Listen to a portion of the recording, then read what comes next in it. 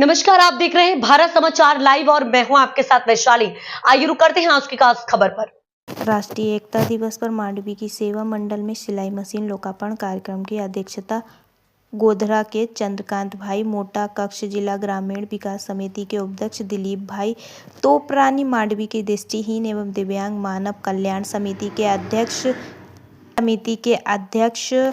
मंत्री दिनेश भाई शाह, एमजी भाई, दिनेश भाई, लालाजी और लाभार्थी बहनें उपस्थित थीं। प्रथम वखत भेगा थया छे અને અરવિંદભાઈ એક લોખંડી પુરુષ છે અને ડેમ તો ભરેલા છે પણ ડેમમાંથી ખેતર સુધી પાણી કેમ પહોંચાડવું એ અરવિંદભાઈનું કામ છે। ડેમ અમેરિકા અને મસ્કતમાં છે, અહીંયા માંડવીના મોડકુબા સુધી લાભાર્થીને આ વસ્તુ પહોંચાડવી એ બહુ મોટી વસ્તુ છે।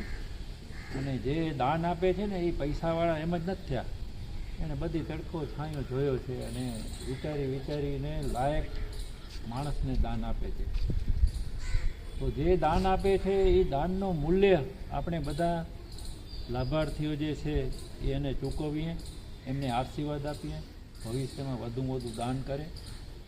હમણાં થોડો સમય થયા આપવાવાળા ખૂબ આપે છે, અરજી આવે એટલે સંચા આપી દઈએ છીએ આપણે, પણ છેલ્લે હમણાં સમાચાર એવા દુઃખદ મળ્યા છે કે જેને સંચા આપીએ છીએ એને આવડતું નથી, સિલાઈ કરતાં પણ નથી આવડતું, વેચી નાખે છે।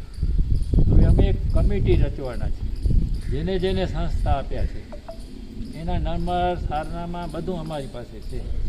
એ અમે ઓચિંતા એ કમિટીવાળા જશે એને ઘરે કે બેન તમને સંચો આપે તો ક્યાં?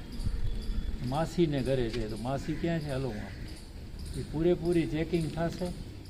જો તમને લાભાર્થીને એમ લાગે કે ના આપણે ઉપયોગી નથી, કાંઈ કરી નથી શકતા, તો પાછું દઈ જાજો, તો આપણે બીજાને ઉપયોગીને આપશું। એટલી તમારા તરફથી અમે આશા રાખી હતી। યોગ્ય વ્યક્તિને હજી 10 ખપશે, 20 ખપશે કે 100 ખપશે આપશું, પણ મિસયુઝ થાય છે જે એ ખોટી વસ્તુ છે, અને આવડતું નથી મશીન ને લઈ ગયા છે। તો આ જે છે એ આત્મનિર્ભર એટલે શું છે કે તમે તમારી રોજી કમાવી શકો એના માટે છે। બીજું ગઢવી સાહેબે જે વાત કરી કે તમે પણ દાન કરી શકો છો કોઈ ગરીબ ગુરબાને પણ, અને તમને થોડું ઘણું ના આવડતું તમે શીખો। અહીંયા ટ્રેનિંગ ક્લાસ ચાલે છે સીવણના માંડવીમાં। વિશ્વાસ ભાવે સેવા કરી રહેલા મારા વડીલોને અને અહીં સૌ વડીલોને પ્રણામ કરું છું। લાભાર્થી પરિવારને ધન્યવાદ આપું છું। જે દાતા પરિવારો પોતાના દિલથી બહુ સારી ભાવનાથી તમને જે પણ આપણે કંઈ જીવનમાં મદદ કરી રહ્યા છે તમે સહ સ્વીકાર કરો છો, તો એ બદલ પણ બધા લાભાર્થી પરિવાર જે દાતા પરિવાર છે એ પણ હર્ષની લાગણી અનુભવી રહ્યા છે।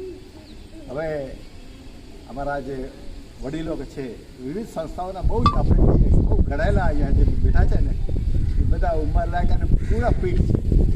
મહાનુભાવો અને લાભાર્થી ભાઈઓ અને બહેનો, નવા વર્ષના આજે આ પુણ્ય કાર્યમાં સહભાગી થવા બદલ હું દિનેશભાઈ અને સંસ્થાનો ખૂબ આભારી છું। અને અરવિંદભાઈ અમારા ગુરુ બરાબર છે।